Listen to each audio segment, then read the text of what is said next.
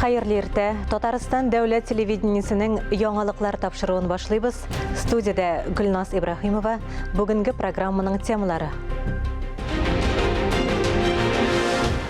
Сезнең кайгы, безнең кайгы. Татарстан Республикасының Дәүләт Советы депутатлары Төркия Республикасында яшәүче тугандаш халыкның тирән кайгысын уртаклашты. Койсы әдип лайыграк. Татарстан язучылар берлегендә Габдулла Тукай исемендәге дәүләт бүләгенә дәгъва итүчеләрне атадылар. Корактан кола, уттан юк. Буа районында янгынга каршы профилактик операция башланды.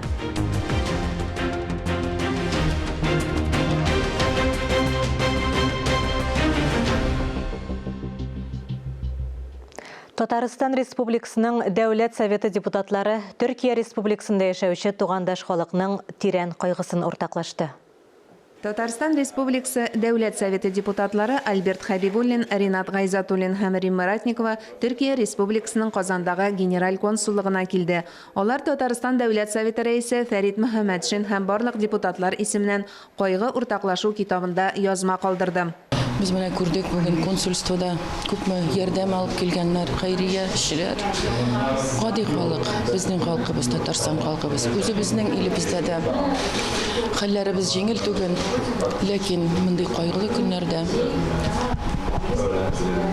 түрек дусларыбызны калдыра алмыйбыз. Без сезнең белән бергә, Аллаһ Тәгаләдә бу кайгылы көннәрдә ярдәменнән ташламасын. Төркиянең Казандагы генераль консулы Исмәт Ирикан үз чиратында Татарстан Республикасы парламентына бу авыр көннәрдә Төркия халкына ярдәм күрсәткәне өчен рәхмәтен белдерде. Исегезгә төшереп узабыз. Татарстан Республикасы рәисе Рөстәм Миңнеханов Төркия халкы өчен гуманитар ярдәм җыю эшен оештырырга кушты. Татарстан Республикасы хөкүмәтендә гуманитар ярдәм җыю буенча оештыру мәсьәләләрен Татарстан Республикасы премьер-министр урынбасары Ләйлә Фазлыева җитәкли. Мөршидә Җиһан Гайнетдинов, Татарстан яңалыклары. Россия фәннәре көне бөтен ил буенча билгеләп үтелә. Казанда бу көнгә багышланган тантаналы утырыш узды. Күренекле яшь галимнәрне дә бүләкләделәр. Тулырак Алия Галиуллина әзерләгән язмада. Һәр гипотеза алгарышны алга этәрә. Бу теореманы Татарстан галимнәре берничә тапкыр раслады. Белемгә тартылу яшь белгечләр санын да арттыра. По доле молодых ученых в общей массе научных работников республика ощутимо превосходит средний уровень по стране. По стране 44%, у нас 60%. Отрадно, что начинающие исследователи чувствуют себя комфортно в республике и делают осознанный выбор в пользу служения науке. Бу күбесенчә грант һәм стипендия программаларына күрсәтелгән ярдәм чараларының казанышы. Яшь акыл ияләрен өлкән хезмәттәшләре, фәнни җитәкчеләре дә яклый һәм тормыш тәҗрибәләрен үзләренә кадәр эшләгән хезмәттәшләренең бөек казанышларын аларга үрнәк итеп куя. Сегодняшний праздник еще раз напоминает о том, что мы должны помнить предшественников, посвятивших свою жизнь служению науке, воспитывать на их примере молодое поколение ученых. Фәнни җәмәгатьчелекнең Россия фәне көненә багышланган тантаналы җыелышында республиканың күренекле белгечләрен бүләкләделәр. Татарстанның фән һәм техника өлкәсендәге дәүләт премиялары нефтьчеләргә, шулай ук авыл хуҗалыгы җитештерүчеләренә тапшырылды. Алия Галиуллина, Ия Кислицына, Ленар Хабибуллин, Татарстан яңалыклары. Башка темаларга. Республикабызда көннән-көн яңа биналар ачылып тора. Азнакайда заманча төзелгән ЗАГС бинасы шундыйларның берсе. Күркәм чарага тигез тормыш юлы үткән, бергә 50-60 ел матур тату яшәгән гаилә парлары да чакырылган иде. Азнакай халкы өчен әлеге ЗАГС зур бүләк диялар. Бу хакта тулырак Азнакайдагы хәбәрчеләребез язмасында. Азнакайның гаилә паркында заманча архитектура, төгәл тигез геометрик кисерешләр белән төзелгән зауклы никахлашу сарае, яңа ЗАГС бинасы барлыкка килде. Аның ачылу тантанасы узды. Бүгенге чара безнең өчен зур горурлык. Республикада күп кенә социаль, икътисади буенча проектлар тормышка ашырыла, мәктәпләр төзелә, ФАПлар тормышка керәләр безнең, яңа биналар Төркәлә. Һәм инде ниһаять безнең яңа ЗАГС бүлеге Азнакай җирендә яңа бинага күчте. ЗАГС бинасына беренче нигез ташы узган елның май аенда салынды. Төзелеш Татнефть компаниясының финанс ярдәме белән алып барылды һәм тиз арада сафка басты. Никахлашу сарайының һәр элементы тирәнтен уйланылган. Дивар, тантана залы, эш бүлмәләре ак һәм күк төсләрдән тора. Бизәлеш аклык һәм ныклыкны тасвирлаучы, хатын-кыз белән ир-егет символы һәм шул ук вакытта ул тугрылык һәм тигезлек билгесе дә. Чыннан да бу никахлашу сарайы район өчен генә түгел, бөтен республика өчен дә тулаем бер күренекле, күркәм урын булачак. Ачылу тантанасына тигез тормыш елы үткән. Бергә 50-60 ел тату яшәгән гаилә парлары чакырылган иде. ЗАГС бүлегенең шушындай бинасы булу, ул һәркем өчен дә, бөтен Азнакай халкы өчен, бөтен район өчен шул хәтле зур бүләк бит инде бу. Никахлашу сарайын ачу тантанасында Татарстан Республикасы премьер-министр урынбасары Уасил Шайхразиев, Татнефть җәмгыятенең генераль директор урынбасары Рөстәм Мөхәммәдиев, Азнакай районы башлыгы Марсель Шәйдуллин катнаштылар. Әлфия Иксанова, Ләйсән Габдуллина, Рамил Исламов, Татарстан яңалыклары өчен Азнакай районыннан. Эшеңне яратып башкарганда гына үзеңне тулысынча бәхетле хис итәсең. Һөнәр синең гомерлек юлдашыңа әверелсен өчен аны дөрес сайлау мөһим. Апас аграр көллияте коллективы районның мәдәният йортында Апас урта мәктәбе укучылары белән очрашты. Алар укучыларны көллиятның һөнәр юнәлеше, мөмкинлекләре белән таныштырды. Булачак һөнәр ияләре мастер-классларда катнашып, үзләрен сынап карады. Һәрбер чыгарылыш сыйныф укучысын кем булырга, нинди һөнәр сайларга дигән сорау борчый. Көллият коллективының Апас урта мәктәп укучылары белән оештырган әлеге очрашуы нәкъ менә бу сорауларга җавап табарга ярдәм итә. Апас аграр көллияте районда һөнәри белем бирүче бердән-бер уку йорты. Аның төп максаты чын җир улларын, төрле юнәлештәге мактаулы һөнәр ияләрен әзерләү. Для успешного учебно-производственного процесса в колледже созданы все условия. Көллиятта уңышлы уку процессы өчен барлык шартлар да тудырылган.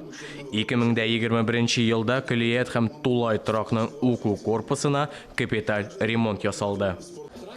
Көллиятта быел барлыгы 205 студент белем ала. Алар Апас, Кайбыш, Камы тамагы, Югары Ыслан районнарыннан, хәтта Казан, Яшел Үзән шәһәрләреннән килгән егетләр, кызлар да бар.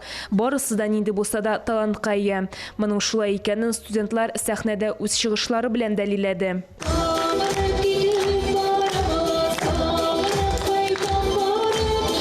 Аграр Көллият коллективы район мәдәният йортында күргәзмә дә тәкъдим итте. Биредә Апас мәктәбе укучылары өчен мастер-класс үткәрелде. Бездә инде Көллиятта күп кенә направление эшләп килә. Кемдер специальность буенча, һөнәр ала, кемдер профессия буенча. Бу очрашуда мәктәп укучылары Көллиятта үзләштерелә торган һөнәрләр белән кызыксынды һәм үзләренә кирәкле мөһим мәгълүматкә ия булды. Дина Нәҗметдинова, Гөлназ Валиева, Гадел Галиев, Татарстан яңалыклары, Апас районы. Чыгарылышыбызны авыл хуҗалыгына багышланган агробизнес сәхифәсе белән дәвам итәбез. Биредә авыл хезмәтчәннәре, алар җитештергән продукция, гомумән республикабызны азык-төлек белән тәэмин итүчеләр турында Дина Нәҗметдинова әзерләгән язмада. Хәерле иртә, эфирда агробизнес сәхифәсе. Сезнең белән мин Дина Нәҗметдинова. Авылда хуҗалык итүнең кече формалары турында хөкүмәт йортында узган киңәшмәдә вице-премьер, республика авыл хуҗалыгы һәм азык-төлек министры Марат Чаббаров сөйләде. Киңәшмәне видеоконференция режимында Рөстәм Миниханов үткәрде. 2022 елда авыл хуҗалыгы продукциясе күләме 333,5 миллиард сум тәшкил итте. Бу узган ел белән чагыштырганда 25,6%-ка күбрәк. Авыл хуҗалыгы оешмаларында продукция җитештерү 41,6%-ка, фермер хуҗалыкларында 35,3%-ка, шәхси ярдәмче хуҗалыкларда 3,9%-ка арткан. Марат Чаббаров ассызыклаганча, тулаем продукция җитештерү буенча республика илдә 2нче урында тора. Кеше һәм шәхси ярдәмче хуҗалык алып баручы гражданнарга ярдәм итү өчен 2022 елда 2,8 миллиард сум җибәрелгән. Әмма фермер хуҗалыкларының үсеш резервлары бар әле. Терлекләр саны бер күпме кимегән. Мегізлі үретірліклер саны 1378 башқа кемеген. Шуларының 170-і сыйырлар деп санала. Иң зур кему Болық бистәсі Спас, Ознақай, Оқтаныш, Әлки районларында күзәтілі. Бейіктау, Соба, Кукмара районларында тірліклерінің соны грантлар орқасында көпке ортқан. Татарстан Республикасы ауыл хушалығы министрлігі башлығы 2 атна давамында 2018 елдан башлап 2021 елларға грант алған. Һәм икләмәләре буенча срогы шыққан грант алушыларның ішіне анализ ясарға кушты. Намуссыз фермерларда бар 2022 елда судта 67,9 миллион сумлық 25 дәғуа қаралды. Шуларның 42,6 миллион сумлық 12 дәғуасы қанағатландырылды. 2023 елның 1 гыйнварына шәхси ярдәмче хушалыкларда сыйырлар саны 511 башка артқан. Иң күп арту Нурлат, Әлки, Зәй, Алексеевск, Бөгелмә, Кукмара, Шүпрәле районнарында күзәтелә. Әлмәт, Ширмешән, Лениногорск, Спас, Мөслим районнарында тірлекләрнең бош санын югалту очрагы теркәлгән. Авыл халкы кечкенә фермалар төзергә кирәклеген искәртеп узды. 2015 елдан алып 2022 елга кадәр 518 мини-ферма төзелгән. Кукмара районындағы Галиевлар гаиләсенең рекордлы савым сире бик гади. Крестьян-фермер хуҗалыгы җитәкчесе әлеге күрсәткечкә сыерларның нинди азык-төлек белән туклануы, вакытында сөтен савып алуы тәэсир итә дип фаразлый. Бер сыердан көненә 35 килограмм сөт савып алына. Нәкъ менә шундыйлар исәбенә бүгенгә Кукмара районы Россия күләмендә сөт саву буенча алдынгылар сафында. Елена һәм Рафиз Галиевлар 13 ел элек яңа эшкә алынганда ни фермалары, ни куәтле техникалары, ни дәүләт ярдәме булмаган. Без үзебезнең эшчәнлегебезне 2011 елда 50 башлык сыер абзары белән башлап җибәрдек. Ул вакытта безнең үзебездә 5 савым сыер бар иде. 50 башлык сыер абзары төзеп киреп, шунда 19 баштана алып җибәрдек тә, шулай итеп әкрен генә эшләп киттек. 2015 елда Татарстан Республикасы авыл хуҗалыгы һәм азык-төлек министрлыгы программасы буенча 100 сыер башына 3 миллион сум бирелгән. Әлеге акча азык-төлек сатып алыр өчен тотылган. Бүген крестьян-фермер хуҗалыгында 310 мөгезле иретерлек исәпләнә. Шуларның 150-се савым сыеры. Шулай ук биредә үгезләрне симертү һәм сату белән дә шөгыльләнәләр. Күрше Саба районы терлекчелек һәм продукция эшкәртү буенча калышмаска тырыша. Умырзая авыл хуҗалыгы үз эшен халыктан сыер итү җыюдан башлаган. 2017 елда биредә грант ярдәмендә заманча сугым цехы төзелә. Ул тәүлегенә 24 баш терлек эшкәртергә мөмкинлек бирә. Сугым эшкәртү тергәкләү цехларында 38 кеше эшли. Узган ел нәтиҗәләре буенча авыл хуҗалыгы кооперативы 656 миллион сумлык 2000 тонна ит җитештергән. Төп сату урыннары Татарстан, Мәскәү өлкәсе, Башкортстан, Удмуртия һәм якындагы төбәкләр дип санала. Бу атнага авыл хуҗалыгы тармагына бәйле яңалыклар шулар иде. Мин Динә Нәҗметдинова сезнең белән киләсе атнага кадәр сау булашам. Дәвам итәбез. Татарстан язучылар берлегендә әдәби остаханәләренең берләштерелгән утырышы узды. Киңәйтелгән утырышта Габдулла Тукай исемендәге дәүләт премиясенә кандидатлар тәкъдим ителде. Алар кемнәр? Бу турыда киләсе язмада. Татарстан язучылар берлегендә проза, поэзия, балалар әдәбияты, әдәби тәнкыйть һәм драматургия остаханәләренең берләштерелгән утырышы булып узды. Утырышта Габдулла Тукай исемендәге дәүләт премиясенә дәгъва кылучыларның исемлеген тәкъдим иттеләр. Шулай ук шагыйрә Флора Гыйзатуллинаның иҗаты турында да фикер алыштылар. Остаханәләрнең берләшкән утырышын Татарстан Республикасының халык шагыйре Газинур Морат алып барды. Утырышта кандидатларның иҗатлары буенча танылган күренекле язучылар, шагыйрьләр чыгыш ясады. Кинләр язга ушкач, каләм әхирләре җанланып китә. Чөнки монда инде менә кыш ахырында Тукай бүлегенә, безнең Тукай исемендәге дәүләт премиясенә кандидатлар, ягъни намзәтләр тәкъдим итү башлана. Монда инде әлбәттә шагыйрьнең яисә язучының гомере буе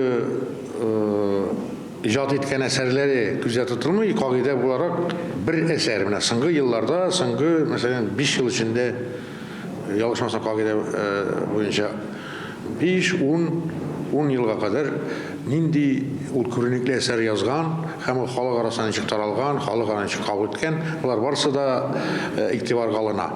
Язучылар берлегенең әдәби остаханәләре Тукай премиясына шагыйрә Флора Гыйзатуллина, прозаиклар Марат Әмирханов, Рәфкать Карами кандидатураларын тәкъдим итте.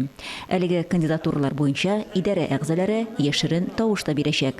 Идарә утырышы 10 февральгә билгеләнгән. Яз килүгә төп түгел 20 көн калды.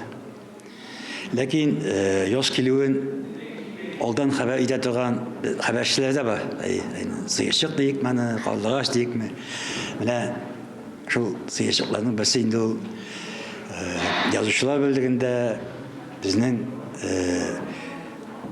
киләчәк, булачак Абдулла Тукай исемендәге дәүләт бүләгенә кандидатлар, намзәтләрне баулау, тәкъдим итү. Бу әлбәттә һәр вакытта да җәмәгатьчелек тарафыннан да, иҗат әһелләре, язучылар тарафыннан да һәр вакытта да зур кызыксыну белән күзәтелә. Апрель айы башланыр алдыннан безгә ыгы-зыгы китә инде бит, барлау китә әдәбиятны.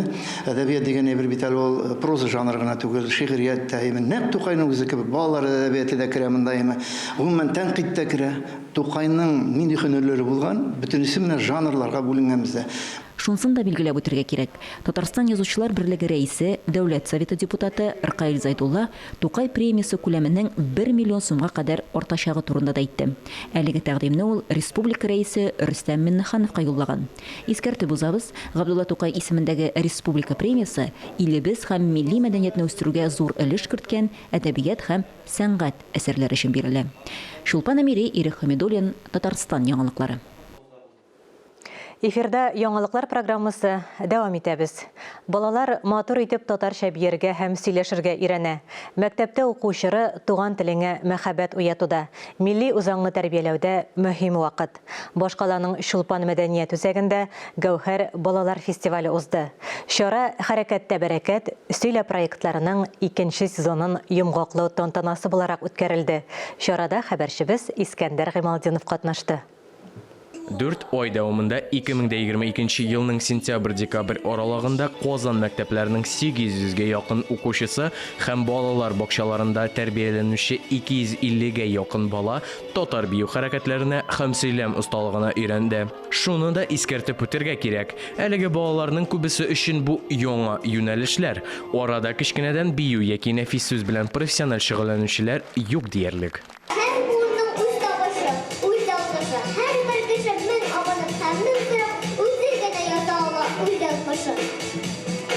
Хәрәкәттә бәрәкәт проекты катнашучылары профессиональ биючеләр, укытучы, хореографлар ярдәмендә татар бию хәрәкәтләренә өйрәнде. Дәресләр татар телендә узды. Сөйлә проекты барышында сөйләм осталыгы буенча мастер-классларны театр артистлары һәм телевидение алып баручылары үткәрде. Әлбәттә, бу безнең Казан шәһәр хакимиятенең тәкъдиме булды. Чөнки мәктәпләрдә, балалар бакчаларында зирәк милли мөхитне ныгыту максатында балаларга нәкъ менә аларның шәхс формалашкан вакытында инде аларның бөтен мәгълүматны күңеленә сеңдереп бара торган вакыты бит инде баланың яшүсмернең менә аларга милли хисне, милли аңны тирәнрәк кертү максаты белән шундый гамәл тәкъдим ителгән иде. Без бик аны хуплап кабул итеп алдык. Гәүһәр фестивалендә проектларның нәтиҗәсе буларак бер сәхнәдә татар мәдәниятенең 2 сәнгать төре бию һәм нәфис сүз осталыгы бер-берсе белән үрелеп барды. Биредә укучылар һәм балалар бакчаларында тәрбияләнүчеләр дәресләрдә алган күнекмәләрен күрсәтте. Чарада остазлар да катнашты. Искәндәр Гыймалдинов, Ирек Хамидуллин, Татарстан яңалыклары. Сөйләм серләре темасын дәвам итеп. Матур сөйләшергә һәркем өйрәнә аламы? Аудитория алдында чыгыш ясау сәләтме, әллә ныклы әзерлек үз өстеңдә эшләү нәтиҗәсеме? Бүгенге актуаль әңгәмә сәхифәсе сөйләм сәнгате темасына багышлана. Студиябыз кунагы сәхнә теле һәм дикторлык осталыгы белгече Илсияр Шихапова. Әңгәмәне Ания Гыйбадуллина алып бара. Илсияр ханым, исәнмесез? Исәнмесез. Кеше чынлап та болашактан, балалар бакчасыннан ук чыгыш ясарга өйрәнә башлый. Аннары мәктәптә, ниндидер уку йортында, аннары һөнәрен ничек сайлый инде эш урынында да чыгыш ясый. Ләкин менә тәҗрибә тупламый бер ничектә нәрсә белән бәйле ул? Мин уйлыйм, игътибар җитеп бетми. Безнең милләттә гомумән чыгыш ясау өчен махсус укырга, өйрәнергә, әзерләнергә кирәк дигән фикер юк. Ләкин инде мин шулай әйткәч, бик үк дөрес тә түгел бу фикерем минем. Ни өчен? Чөнки күптән түгел без кузгалды дия алабыз. Телләр комиссиясе һәм аның җитәкчесе Марат Гытов улы Әхмәтов чыгыш ясау өлкәсенә, чыгыш ясау осталыгына һәм сәнгатенә игътибар бирә башлады. Безнең дәүләтебездә аңа игътибар артты, барлыкка килде. Һәм инде бүгенге көндә күп кенә кешеләр үзләренең сөйләменә, әңгәмә кыруына, чыгыш ясау осталыгына игътибар итә башладылар. Чыннан да бу бик мөһим мәсьәлә. Чөнки без нинди генә һөнәр белән кайларда гына эшләсәк тә, иң беренче нәүбәттә матур итеп, үтемле итеп, ышандырырлык итеп кешеләр белән әңгәмә кыра белергә тиешбез. Шулай бит. Чыгыш ясау, чыгыш ясый белү ул кешенең характерына бәйлеме? Юк. Бу кешенең холкына бәйле нәрсә түгел, бу фәкать махсус әзерлек булудан тора. Чыгыш ясарга, сөйләргә, үтемле итеп үзен, эшен, оешмасын тәкъдим итә алырга һәркем өйрәнә ала. Махсус курслар яки югары уку йортларында өйрәнсәләр, һәркем булдыра ала. Холк белән бу бәйле түгел. Холк белән бәйле безнең эмоцияләребез. Эмоциональ сөйлибезме, яки без тыныч сөйлибезме? Шулай да менә чыгыш ясаганда эмоциональ булырга кирәкмисең, яисә эмоцияларыңны шулай бераз гына йөгәнләп торып сөйләргә өйрәнергә кирәкме? Бик матур сорау. Бу инде безнең чыгышыбызның эчтәлегенә бәйле. Әгәр дә без грант отарга телибез икән, без бик эмоциональ булырга тиешбездер. Әгәр дә без отчет белән чыгыш ясыйбыз икән, инде монда эмоциялар түгел, монда соннарны, эшне үтемле итеп, тыныч кына, салмак ритм, сөйләү ритмы белән тәкъдим итү дөрес булыр. Бәлки әле ул ниндидер некрологтыр, бәлки ул кемнедер искә алу кичәседер, бәлки ул юбилей кичәседер. Төрле чаралар була, төрле сәбәпле чыгышлар була. Бу инде сәбәбенә, ситуациясенә дип әйтик, һәм эчтәлеккә бәйле булачак. Аннары хәзер бит инде шулай да гаджетлар вакыты бит инде. Блоглар алып баралар, форумнар үткәрәләр. Сез ничек уйлыйсыз, файдасы бармы менә шулай интернет аркылы трансляцияләр, блоглар алып бару? Бүген интернет заманы. Без 21-нче гасырда яшибез. Цифрлаштыру заманы чоры дип әйтик. Һәм менә узган ел әле цифрлаштыру елы да булды дип игълан ителде бит, инде шундый ел булды. Без әгәр дә цифрлы заманнан артта калсак, яңа барлыкка килгән гаджетлар дидегез, аның да татар сүзе юк әле бит, шуңа күрә инглизчә сөйлибез әле.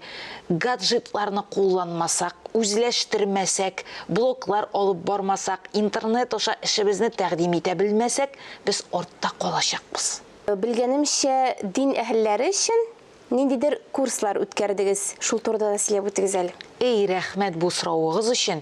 Чыннан да Марат Гытов улы Әхмәтов тарафыннан без аңа Мәдәният институты белән, гомумән бөтен Татарстан белән бик рәхмәтлебез. Менә шушындый матур проект барлыкка килде. Ул проект чыгыш ясау осталыгына өйрәтү дип атала. Татарча туган телебездә чыгыш ясарга өйрәнү дәресләре. Ул башланып китте 20-нче елны. Иң беренчесе аның багышланган иде район башлыклары, җитәкче булган әфәнделәргә. Ягъни без Мәдәният институтыннан үземнең хезмәттәшем Зинфира Әдип кызы Ибәтова белән һәр район үзәгендә булып, район башлыгы, аның урынбасарлары, колхоз председательләре, җитәкчелек эше белән шөгыльләнүче һәр милләттәшебезгә туган телебездә ышандырырлык итеп, җәлеп итәрлек итеп, сыкланырлык итеп, үрнәк булырлык итеп чыгыш ясау осталыгы буенча дәресләр бирергә тиеш идек. Һәр районга барып, һәр мөхтәсибәткә килеп, хәзрәтләребезгә, имамнарыбызга татарча чыгыш ясау, вәгазьләр уку, озан өчен тавыш киләү дәресләре бирү. Бу инде менә 22 елны гамәлгә ашырылды бу проект. Без һәр мөхтәсибәткә барып шушындый дәресләр бирдек. Мин уйлыйм, әгәр дә син халык белән эшлисең икән, нинди һөнәр иясе булсаң да, чыгыш ясыйсың икән, докладлар укыйсың икән, яки интернетта бик актив икәнсең, син белгеч белән эшләргә тиешсең телеңә, үзеңнең туган телеңдә, иң беренче нәүбәттә ничек сөйләшәсең, моңа игътибар итәргә тиешсең. Рәхмәт сезгә. Хөрмәтле телевизор караучылар, чыгарылышыбыз тәмам. Берничә минуттан эфирыбызны хәерле көн Татарстан тапшыруы дәвам иттерә. Без сезнең белән саубуллашабыз, исән, имин булыгыз.